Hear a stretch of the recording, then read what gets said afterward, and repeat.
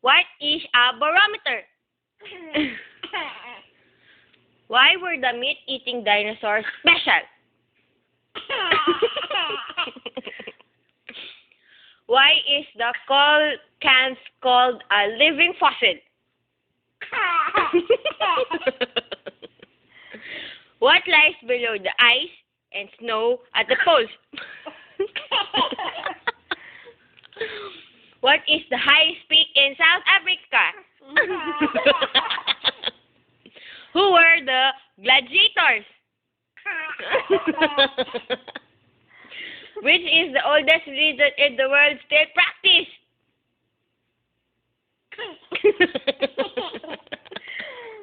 Ano pa yung tinatanong niya? May questions and answer. What is your name? Tawa!